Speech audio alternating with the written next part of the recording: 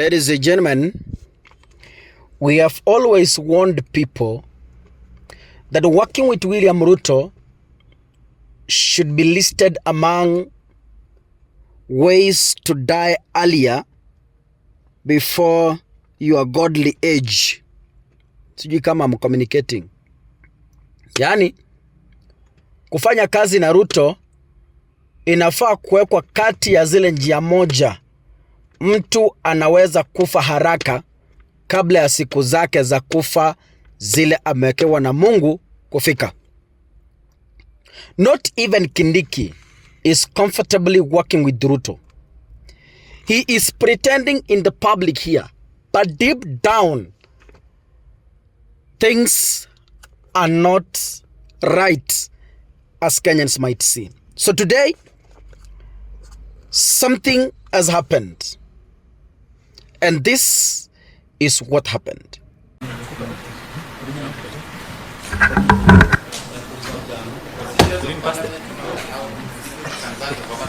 So we can still, we will still look at it anyway before the report writing. But I know we had, under Bongare, I know we had communicated yesterday, but allow me, for the purposes of the public, to communicate the communication. If you realize we have had to readjust our schedule because of those ones who will have appeared in the afternoon, we've asked them to come in the morning because one nominee, it looks like the destination Ghana is jinxed. This is the second nominee to decline their nomination to Ghana, and I would like to read a letter to the Clerk of the National Assembly that was written by Dr. Margaret Nyambura Ndungu. And she says that I would like to give my appreciation for the invitation to appear before the Departmental Committee on Defense, Intelligence and Foreign Relations on 10th January 2025, 10th January 2025 at Parliament Building, Nairobi. Pursuant to Section 610 of the Public Appointments Parliamentary Approval Act number 3 of 2011, I wish to inform you that I will not appear before the said committee at the time and the venue specified for the approval hearing. This has been occasioned by my personal and compelling family matters, which matters, after taking into consideration, will not allow me to take up the position of the High Commissioner to Ghana as nominated by His Excellency the President on 19 November 2024. She further says that to save the precious time of the important parliamentary business as per the provisions of the Act aforementioned, kindly take note that this letter serves as a notice not to appear. Thank you for invitation and follow-up. Consequently, it means that she has declined. And I think this committee, it is imperative now that we put notice to the Ministry of Foreign Affairs and the Head of Public Service that they should do their due diligence in future when doing this appointment. There are so many Kenyans who are deserving these appointments. The picking of names of individuals who probably might not have been consulted or who have no interest to represent our country is not only an embarrassment to the country, but an embarrassment to the Head of State.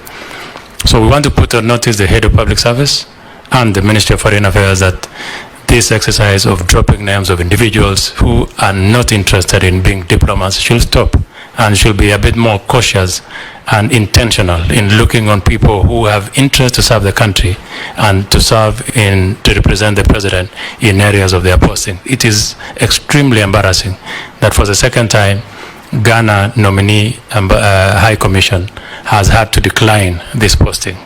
So as a committee, we take that not very lightly, and we are putting notice to the Ministry of Foreign Affairs and Head of Public Service.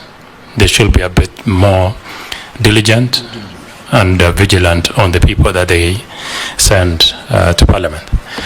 Thank you very much. We now allow Honorable Babu Namwamba, please. Ladies and gentlemen,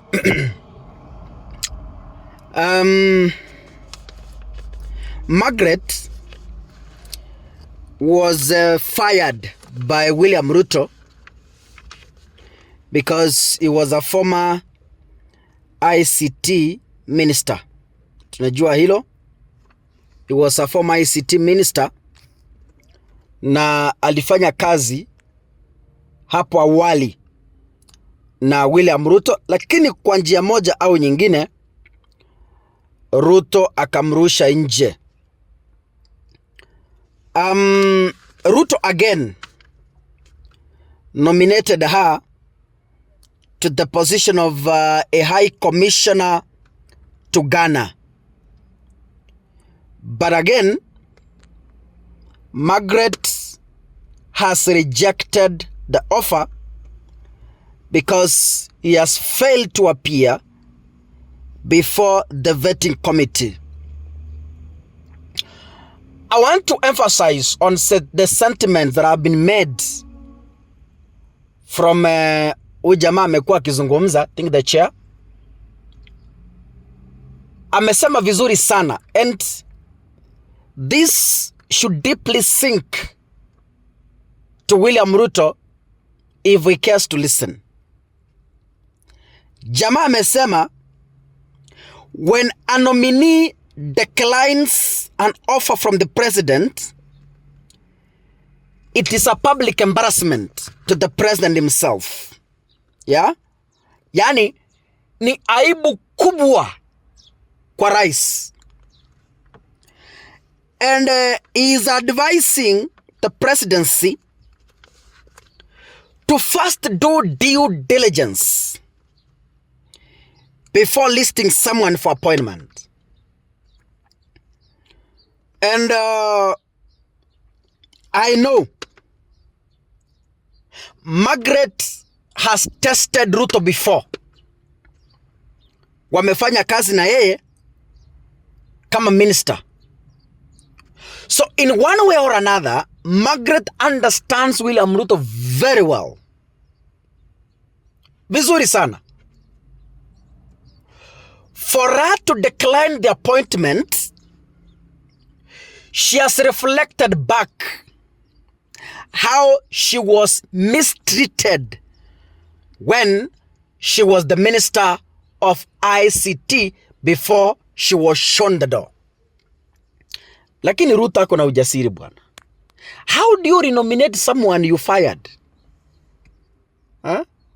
Yaani umefukuza mtu kazi kuwa CS, alafu you demote that person to a mere position of a high commissioner, and you proudly think that person will accept and serve you.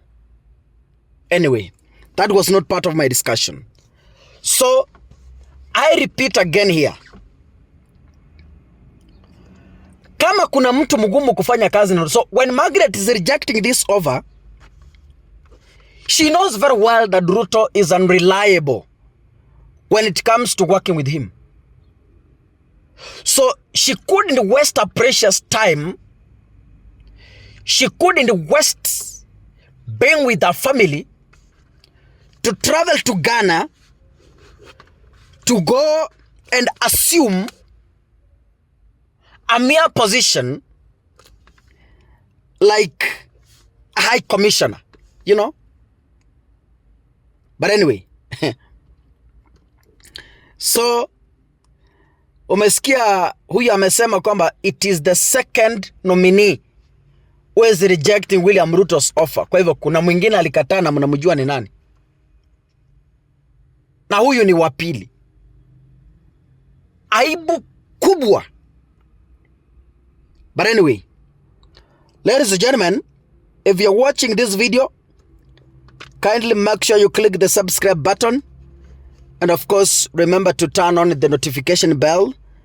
As I always tell you, that is the only way you can support Kaka Sungura. God bless you. Asanteni sana.